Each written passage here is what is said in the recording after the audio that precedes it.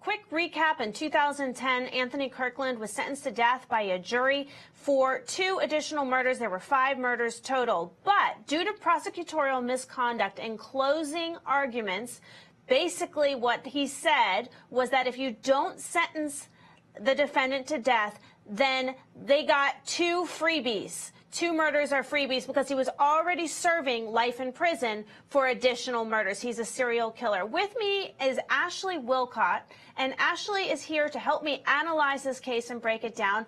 Before we were on, we heard the opening statements from the prosecution, and now we're hearing the opening statements from the defense. And as usual, in all cases, an opening statement is you're going to tell them what you're going to tell them, you're going to give them that roadmap, and then hopefully you're going to show them exactly what you told them that you're going to show them so you have credibility. So right now the defense is saying that we're going to see all these mitigating factors, that he has a trauma in the past, that the experts are going to say that there's something wrong with his brain, that all of these circumstances are going to mitigate why he committed these crimes and therefore shouldn't be sentenced to death. What do you think? Or is there a good chance for that? Well, I do agree with you. That's what they're going to present. They have already stated they have 2 experts. I think that in this particular case, I haven't heard a lot of evidence of mitigating factors. So it's going to be interesting to hear what they really present. The second thing I'm going to point out is this defense attorney has a demeanor that, to me, is very slow-paced and articulating lots of details like the credentials of the expert. And I just don't know if the jury's going to be moved by that or more inclined to be somewhat bored by that. And I do think that comes into play. Right. And another thing that's important to point out in this case is so when in 2010, the jury that heard the actual trial is the same jury that sentenced them to death. Right now, while it's the same prosecution and same prosecutor seeking the death penalty for a second time 8 years later, it's a different jury panel. And this panel did not sit through the actual trial. So this panel is going to sit through 5 different murders being explained as the prosecution lays out its case for aggravating factors. When you look at it through that lens, the likelihood of a death penalty sentence conviction a second time, in my opinion, is likely. But I'm a former prosecutor. What do you think, Ashley? Well, I do think I do think that makes a difference. And so the key is going to be how well does the prosecution explain, lay out exactly what happened in all 5 murders to then say, yes, we're going to convict, there aren't enough mitigating factors, and we're going to convict a death penalty. I personally think that there will be a death penalty conviction in this case, but we'll see. It's hard to imagine that there won't be a death penalty conviction when you're talking about 5 murders. All good points. We're going to continue to evaluate this case and go into the trial. But first, we have to take a quick break, so stick with us and stay tuned. There you have it. That is defense opening statements in the Anthony Kirkland death penalty resentencing hearing out of Ohio. As you can see, the defense is giving their opening statements of what we're going to hear that is obviously supposed to be mitigating factors, that even though he killed 5 people, that there is going to be pages and pages of expert reports and medical records, which is going to be presented to the jury so they can see for their own eyes and their own evaluation, and that there's diagnosis of depression and bipolar disorder and mood swings, and that his PET scan, the imaging of his brain, is going to show us that there was something obviously wrong with him, and therefore all of this should be mitigating factors to prevent him from having a death penalty sentence. With me is Ashley Willcott, here to evaluate this and dissect this case. I'm here saying he killed 5 people.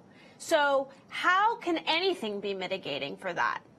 So let's play devil's advocate. The defense was just getting to the heart of the matter in their opening statement by saying, listen, there is statutory mitigating factor if there's any mental defect or disease that caused him to not be able to follow the law, basically.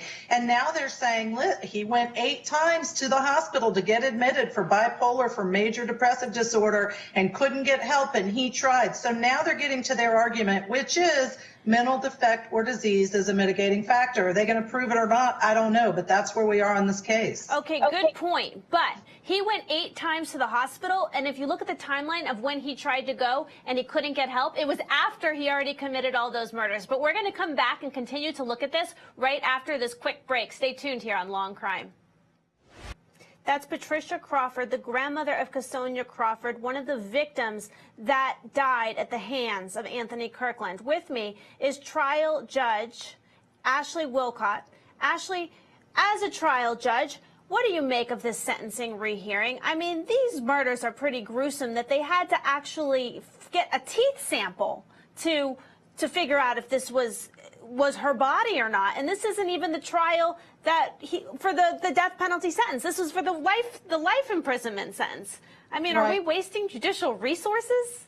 No, I actually think this goes directly to mitigating and aggravating, specifically aggravating circumstances in this particular case, because the heinousness of the crime, the fact that and this was a teenage victim, 2 of the 5 were teenage victims, the fact that she was raped, burned, had to identify by teeth, all go to the aggravating circumstances. So I think the prosecution, although it seems like broad discretion, is within the boundaries of the law to have this as part of the evidence in the actually sentencing proceedings for death penalty or not. But isn't it enough evidence with the 5 murders than having to go through these gruesome details in front of a jury again? Do you agree with the appellate court's decision? Oh, I'm not going to say I agree with the appellate court's decision. I think that's something different. Do I respect that, made that decision? Sure. But the fact of the matter is, should they have to retry this case based on that one prosecutorial misconduct statement? I'm not convinced they should, because you're right. They're basically having to present all of the evidence again and utilize the resources. Hold that thought. Welcome back. Before the quick break, we had Ashley Willcott explaining to us her opinion on the death penalty case with Anthony Kirkland. Ashley, I wanted to give you the opportunity to finish that thought because I know you were cut off before we went into the break. Sure. The only thing I wanted to finish was that anytime you have a case like this where it's remanded for the death penalty, the prosecution necessarily needs to present a lot of evidence to make sense of the case and the aggravating circumstances for the jury. That's what we're seeing here. Right. So we're going to continue to monitor this trial. And right now we're going to go into testimony from Howard Grant. This is with the Cincinnati Police Department. And then Ashley and I are going to be back here to have some more in-studio analysis. Let's take a look. Welcome back. That is testimony from Howard Grant with the Cincinnati Police Department. And he is going over finding the victim's body, Cherie Crawford. With me is trial judge Ashley Willcott. Ashley, why is this important testimony and why does the jury need to hear this for a death penalty resentencing hearing? Sure. In my opinion, it's important because it's talking specifically about the aggravating factors and why they're claiming, the state is claiming that this defendant should, in fact, get a stiffer penalty. And it goes to the heinousness of the crime, how the teenager was murdered, and the fact they couldn't even identify the teenager because of the fact that he burned her. So it all goes to those aggravating circumstances they have to prove. What do you think here is the most aggravating? I mean, killing her is enough, isn't it?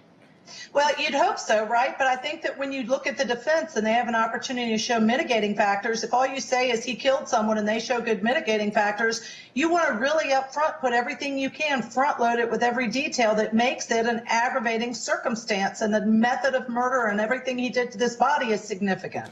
And do you feel like the jury is absorbing that information to do a death penalty sentence, or are they just absorbing this as, oh, another murder that this guy did and life in prison's enough? I think it depends on the exact testimony. So he's getting there in terms of the fact that they couldn't even identify the body and it was so burned and charred. And I think that's going to impact the jury's decision 100%. Absolutely. To have to identify a body with teeth records is aggravating enough. And then you're dealing with women and sexual assault. And then knowing that there's 5 murders, any panel of jurors that has common sense, well, I would think would sentence him to death. But you're the trial judge and you've seen this, you've seen cases in your own courtrooms many times. But we're going to go to a quick break, but stick with us. And then we're going to continue to evaluate this trial in the courtroom and here on Long Crime.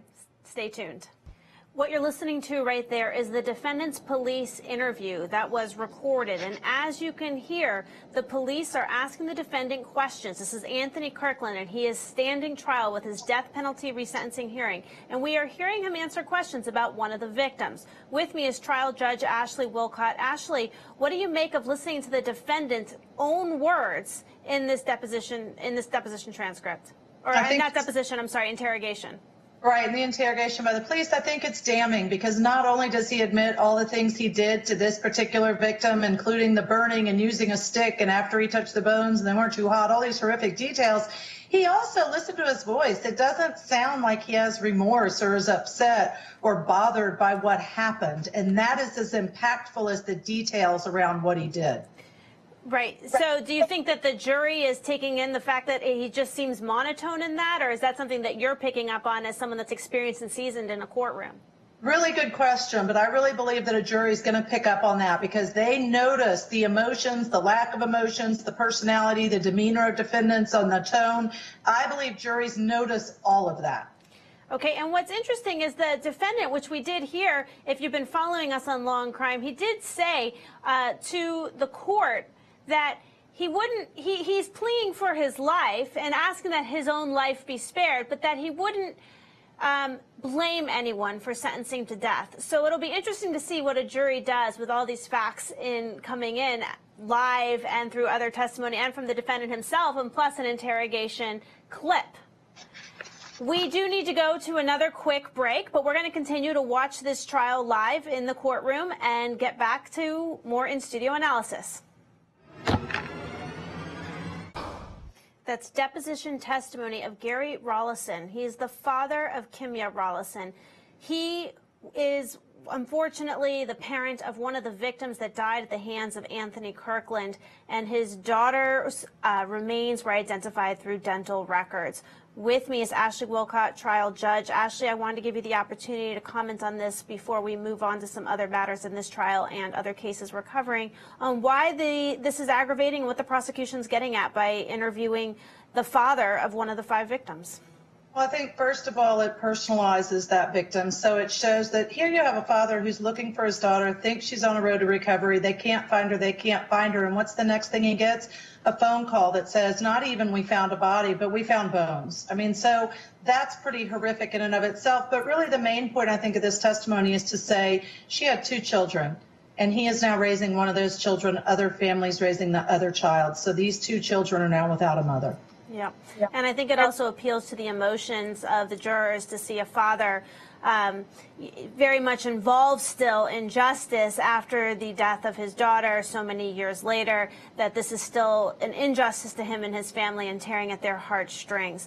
We're going to continue to monitor this trial, but first we're also looking at other top crime stories across the country. So let's take a look at what else we're covering here on Law and Crime. Here are today's top crime stories trending on lawandcrime.com and across the country. A mother in Louisiana is facing criminal charges after reportedly locking her 2 children in a hot car as temperatures outside soared. She's also accused of assaulting a Good Samaritan who tried to help the kids.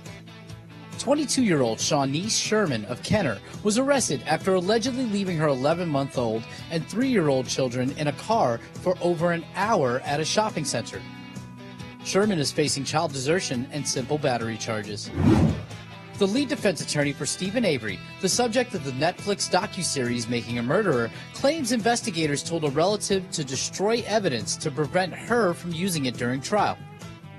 Kathleen Zellner, who represented Avery during his trial for the rape and murder of photographer Teresa Hall back in 2005, claims Avery's sister, Barbara Tadish, was told by police to destroy her old computer, which reportedly contained violent pornographic imagery. Zellner believes Avery's nephew, Bobby Dassey, is likely the person who searched and viewed the violent pornography, and he should have been named as an alternate suspect during trial. Avery and his other nephew, Brendan Dassey, were convicted of first-degree homicide and other charges in separate cases. Investigators in Florida released a confession of the man accused of the mass shooting at the Marjorie Stoneman Douglas High School in Parkland. Nicholas Cruz is charged in the Parkland school shooting in February that killed 17 people, and he reportedly confessed to the massacre just minutes after he was interrogated by police. Cruz also admitted to 2 previous suicide attempts prior to the mass shooting. Those were today's top crime stories. I'm Anthony Velez for Law and Crime.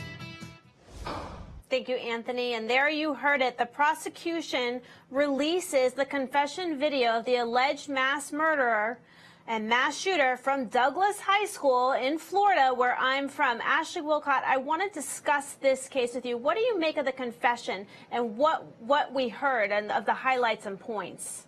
First of all, I've listened to that confession online, and it's really chilling because it is very matter of fact. It details every step he was going to take and what he was going to do, why he was going to kill, the suicide attempts. And so it's a very, very chilling confession. I think it is the It's a 216-page confession.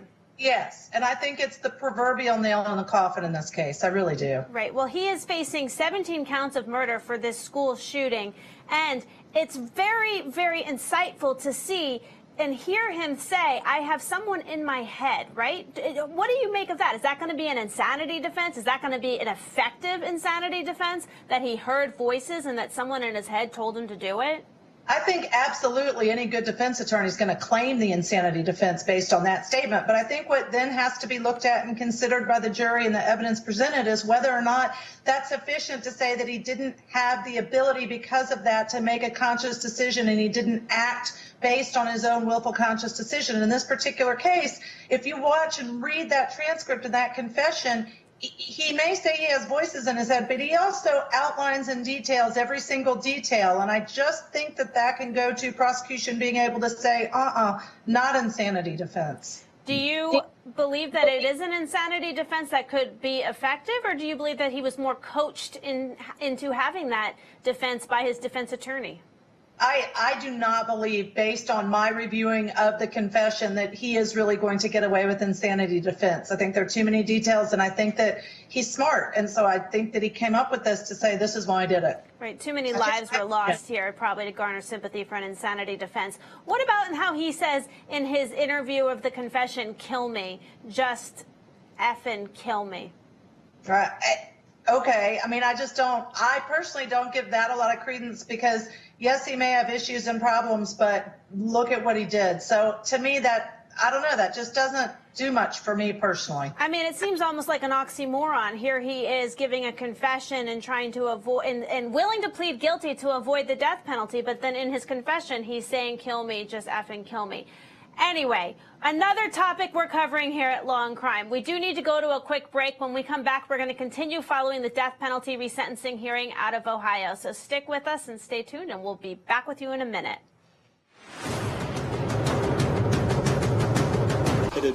That's Sergeant Jennifer Mitch of the Cincinnati Police Department discussing finding of Kimya's body. With me is trial judge Ashley Willcott. Ashley, what is the prosecution getting at by having her testify and walk us through the finding of her body?